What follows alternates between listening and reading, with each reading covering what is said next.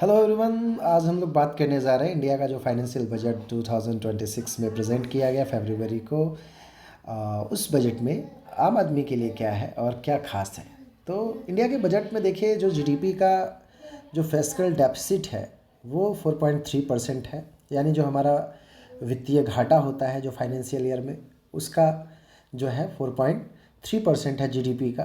तो जो कि बैलेंस में है, अच्छा है। बहुत सारे इकोनॉमिक डेवलप्ड कंट्रीज़ के कंपैरिजन में अगर बात की जाए तो हमारा जो खर्च करने का जो बजट का जो एक्सपेंडिचर का एस्टिमेशन है, मतलब जो अनुमानित लागत है, वो लगभग 53 लाख करोड़ यानी 53 लाख करोड़ रुपीज़ होने जा रहा है। और इसमें जो बोरोविंग्स है, मतलब जो उधार लेकर के सरकार खर्च करेगी, वो नियरली 18 लाख करोड़ रुपीज़ के आसपास का है। मतलब 17 से 18 लाख के बीच का, करोड़ की बात कर रहा हूँ मैं, 17-18 लाख करोड़।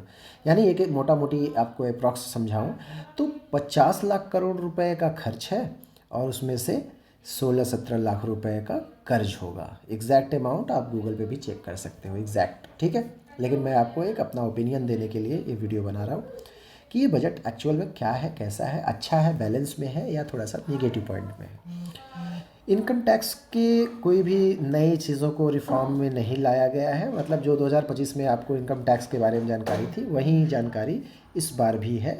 तो कुछ भी चेंज नहीं हुआ है, सब सेम टू सेम है। ओके। नेक्स्ट थिंग ये है कि सेक्टर वाइज अगर हम यानी क्षेत्र के हिसाब से बात करें कि किस क्षेत्र को क्या मिला, देश में कौन से क्षेत्र को कितना पैसा अलॉट किया गया है सरकार की तरफ से, तो इसमें सबसे पहले नाम आता है भाई इलेक्ट्रॉनिक्स। यानी जैसे मोबाइल, चार्जर, कंप्यूटराइज्ड पार्ट्स हो गए, मशीनरी हो गया, कोई भी टेक्नोलॉजी का मशीनरी हो या इलेक्ट्रॉनिक्स का कोई भी चीज़ हो, उसके लिए सरकार ने 40,000 करोड़ रुपए का जो है एलोकेशन किया हुआ है।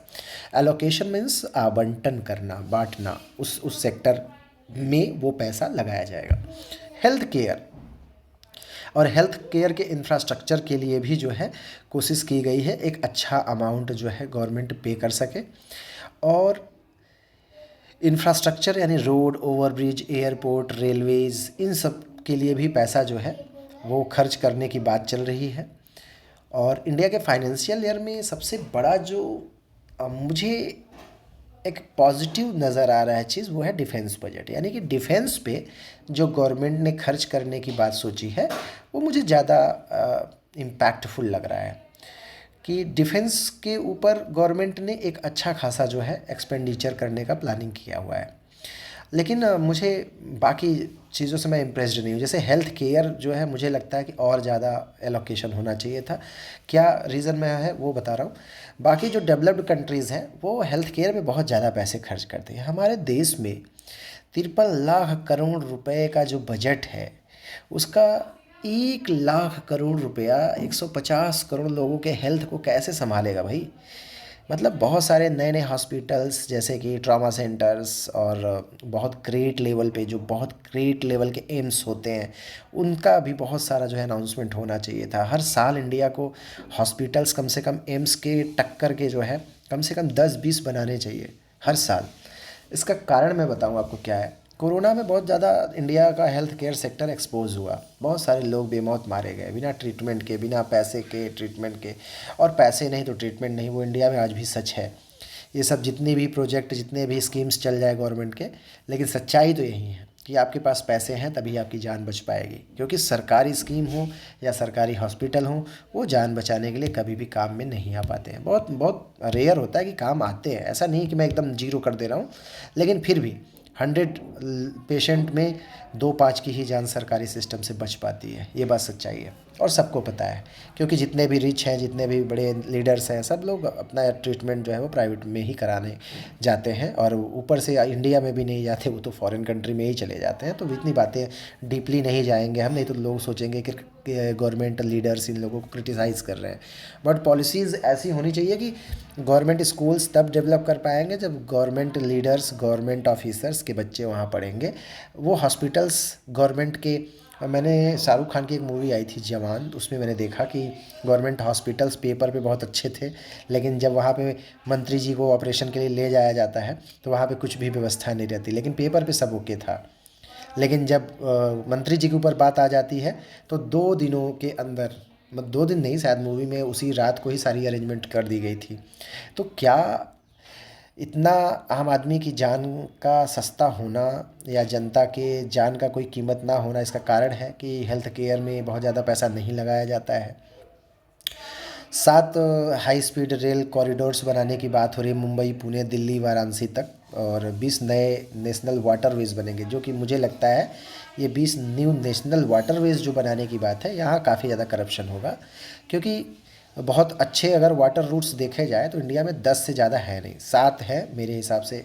गंगा रिवर का है, साउथ में कोल्लाम रिवर का एक है, तो एक ब्रह्मपुत्र रिवर में है, धुबरी से सदिया तक का एरिया है, कलकत्ता से कानपुर तक का ये गंगा जी का है, और मध्य प्रदेश में एक है वाटरवेज़, और बहुत ज़्यादा, मतलब कोलकाता में भी आप एक अच्छा वाटरवे का सिस्टम है। तो मेरा ये मानना है वाटरवेज़ कम करके अगर रेलवे को बढ़ाया जाए तो वो ज़्यादा अच्छा है, क्योंकि रेलवेज़ जो है एक बहुत ही ओवर क्राउडेड जोन है इंडिया में, और ओवर क्राउडेड जोन है इंडिया में। और सबसे बड़ी बात क्या है कि आज भी आप देखोगे तो टिकट्स जो है आसानी से नहीं मिल पाते, लोग बहुत ज़्यादा क्राउडेड कंपार्टमेंट्स में भरे होते हैं, और जनरल जो कंपार्टमेंट्स हैं उनकी कमी है, और बहुत ज़्यादा पैसे भी लिए जा रहे हैं, क्योंकि वंदे भारत में आप बैठेंगे तो कॉस्टली है वो, आम आदमी के बस की बात है नहीं। तो आम आदमी के लिए क्या है कि एक जनरल कंपार्टमेंट की ज़रूरत ज़्यादा है, ऐसी ज़्यादा ट्रेन्स चलाई जानी चाहिए जिससे कि लोगों को आसानी हो आने जाने में, ट्रेवलिंग में। टेक्नोलॉजी मैन्युफैक्चरिंग में 40,000 करोड़ का है, सेमीकंडक्टर वगैरह के लिए भी दिया जा रहा है। एमएसएमई यानी कि माइक्रो स्मॉल मीडियम इंटरप्राइजेज़, यानी कि जो कंपनियां उद्योग धंधे बनाने के लिए है, उसके लिए भी 10,000 करोड़ का जो है पैकेज दिया गया है। डिफेंस में नियर अबाउट 7.25 लाख रुपए का, यानी 8 लाख मान लेते हैं, 15 लाख, सॉरी 15 लाख कह रहे हैं, तो 7.85 लाख करोड़, यानी कि nearly approximately 8 lakh crore rupees का बजट है डिफेंस के लिए। तो मुझे सबसे ज़्यादा पॉजिटिव ये लगा कि डिफेंस बजट अच्छा है इंडिया का इस बार, मतलब अदर के कंपैरिजन पिछले वाले के, मतलब जो परसेंटेज ऑफ ग्रोथ है वो अच्छा है। इंफ्रास्ट्रक्चर में थोड़ी सी मुझे मायूसी है, हेल्थ केयर में मायूसी है, एजुकेशन के लिए कोई भी नई चीज़ नहीं लाई गई, जो कि किसी भी बड़े देश के लिए बहुत बड़ा गलत चीज़ जाता है कि वहाँ की गवर्नमेंट एजुकेशन के लिए बिल्कुल नहीं सोच रही है। और नेक्स्ट थिंग क्या है कि कुछ नेगेटिव पॉइंट्स भी हैं, जैसे शेयर मार्केट के ऊपर बार बार टैक्स बढ़ाया ही जा रहा है, कोई सुविधा नहीं बढ़ाई जा रही है, कोई व्यवस्था नहीं दी जा रही है, लेकिन टैक्स कंटिन्यूअसली बढ़ाए जा रहे हैं। तो भाई शेयर मार्केट वर्ल्ड लेवल पे हर एक मार्केट अगर आप देखेंगे तो इंडिया का शेयर मार्केट ऐसा है जहाँ सबसे ज़्यादा टैक्स की वसूली की जाती है, और ये बहुत ही नेगेटिव पॉइंट है। इससे एफआईआईज जो होते हैं, यानी फॉरेन इंस्टीट्यूशनल इन्वेस्टर्स, वो जो है धीरे धीरे धीरे धीरे आपके मार्केट को छोड़ के जाने लगते हैं, क्योंकि आप टैक्स ज़्यादा लेते हो। LTCG, long term capital gain tax, already आपने ज़्यादा कर रखा है।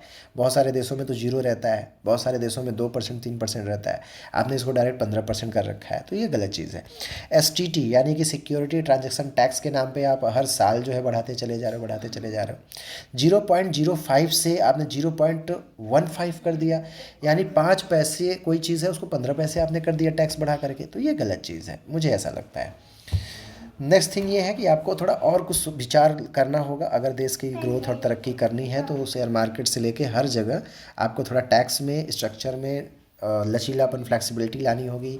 ईज़ ऑफ डूइंग बिजनेस जैसे होता है वैसे ease of access share market भी होना चाहिए।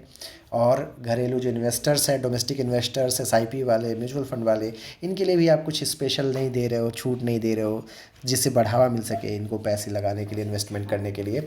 उम्मीद करता हूँ कि आप लोगों को ये बजट के बारे में मेरा ओपिनियन भी अच्छा लगेगा। Thank you so much, bye bye.